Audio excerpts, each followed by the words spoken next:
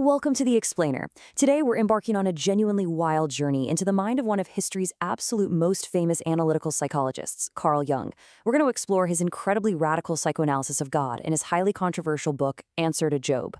And then, using a pretty brilliant essay by David Sedgwick, we'll actually flip the script. We'll turn that analytical lens right back onto Jung himself to examine his own historical blind spots. It's a story packed with divine shadows, human morality, and frankly, the terrifying realities of the real world. Let's get right into it. Okay, just listen to this bold statement. God is an ailment man has to cure. That line comes straight from Jung's personal letters, and man, it perfectly sets the stage for his most explosive, passionate work, Answer to Job. He wrote this back in 1952 during a really severe, feverish illness, and he felt completely gripped by the subject. You have to understand, he wasn't writing a standard, stuffy theological textbook here. This was a subjective confession. He was literally bringing the ultimate cosmic authority figure down to the level of human psychology. Section 1, God on the Couch. So to grasp how he brings God down to this psychological level, we first have to see how Jung frames the entire book. He treats it as a literal psychiatric evaluation of the Old Testament God. He's analyzing Yahweh's behavior exactly the way a clinician would evaluate a patient sitting on a couch. Now, to lay the groundwork for this, Jung vigorously rejected this old-school concept called privatio boni. Basically, that's the traditional theological idea that evil isn't an actual, real substance, but just the absence of good. Jung thought that was total nonsense. He argued that our actual psychological experience proves that whatever we call good is balanced by an equally substantial, very real bad or evil. If human beings have a dark shadow, well, Jung reasoned that the God image absolutely must have a shadow too. And this right here brilliantly illustrates the ultimate mismatch we see in the biblical book of Job. On one side, consider Yahweh. Jung uses some pretty astonishing clinical terms to describe him. He says God is omnipotent, sure, but also totally unconscious, amoral, and completely lacking in self-reflection. Then you contrast that with Job. The guy is physically powerless, yet he's highly conscious, strictly moral, and self-reflecting.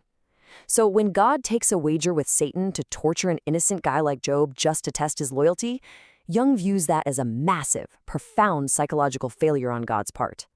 Moving on to Section 2, Job's moral victory. Let's look at the actual outcome of that wager with Satan. Job gets completely stripped of everything: his family, his wealth, his physical health. But we need to examine what this incredible story means for humanity's psychological development. Because even in the face of absolute, crushing divine injustice and literal physical torture, Job maintains his integrity. He utters those famous words, "I know that my vindicator lives." Basically, Job realizes that God is totally at odds with himself. God is acting as both the persecutor and the helper. Job's steadfast morality while facing this terrifying irrational force is a massive turning point in the whole cosmic drama. This is where it gets really intense. Jung basically diagnoses God here with a primitive, almost malignant narcissism. In Jung's reading, Yahweh is so utterly desperate for mirroring and human applause that he flies into a blind rage the second he's questioned. He flaunts his almighty thunderous power over Job instead of actually offering any real justice. By simply standing his moral ground, the entirely powerless creature morally surpassed the omnipotent creator. It's a staggering thought. All right, Section 3, the divine apology. Because omniscience obviously knows that might doesn't excuse anything, God is eventually forced to realize what he actually did to his most faithful servant. But to achieve this much-needed self-reflection, God has to rely on Sophia, which translates to wisdom. Sophia is this co-eternal feminine principle representing relationship, completeness, and eros. She steps in to balance out Yahweh's highly patriarchal, absolute perfectionism, essentially helping God realize that he committed a grave injustice against humanity that absolutely has to be made right. So, how does this build into the ultimate answer to Job? It happens in 3 steps.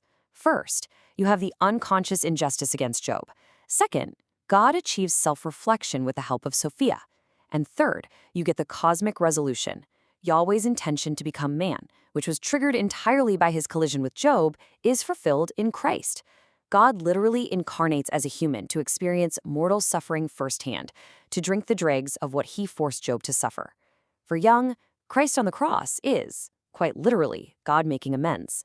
Now, it is an absolutely brilliant, breathtaking piece of psychoanalysis. But right here, we need to execute a pretty dramatic pivot.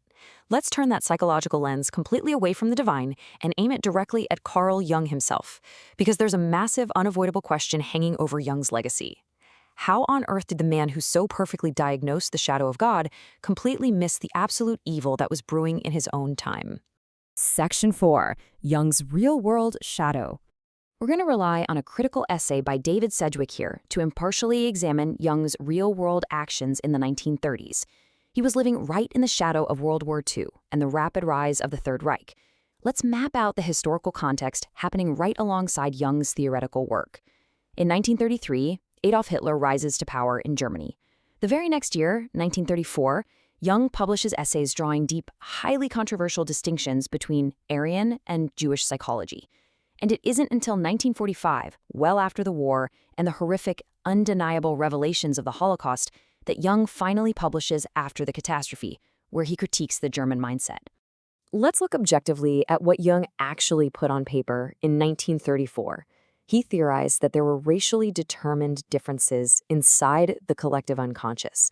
He categorized Jewish psychology as highly differentiated but somehow reliant on host nations. On the flip side, he described the Aryan unconscious as having this barbaric youthfulness, but uniquely possessing a higher potential.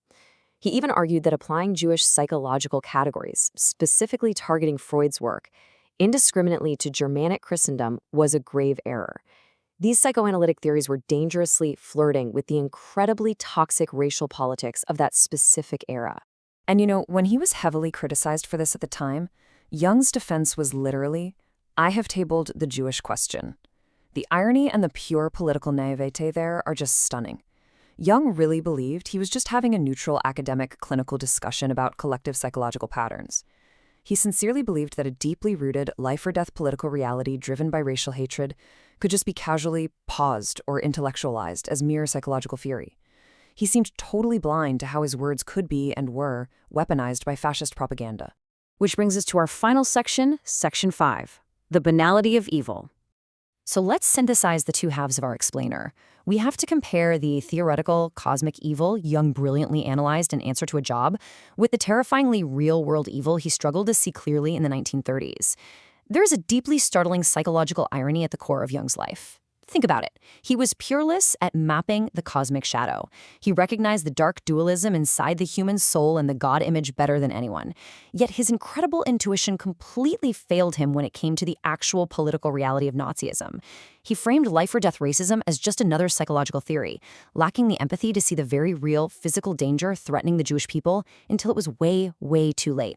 Much later in his life, Jung reflected on all this and wrote, "It is a rare and shattering experience for him to gaze into the face of absolute evil." And look, we do have to acknowledge that the sheer, incomprehensible scale of the Holocaust was something almost no one could truly fathom until it happened. Absolute evil of that magnitude literally shatters the human mind. But perhaps the real lesson here isn't about cosmic monsters. Honestly, this is the core takeaway of our explainer. Analyzing evil in the abstract, wrestling with God on the pages of a book, is vastly different from confronting the quiet, everyday banality of evil in the real world. Real evil rarely announces itself like a giant monster. It hides quietly in subtle feeling failures. It lives in small, everyday decisions and simply looking the other way or in intellectualizing a crisis that desperately demands basic human empathy.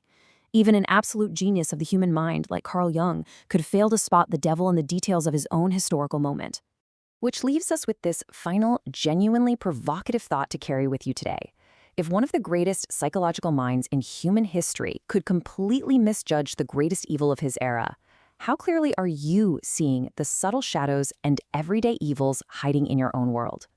Thank you so much for joining me on this explainer. Keep exploring, keep questioning, and for sure, keep an eye on your own shadow.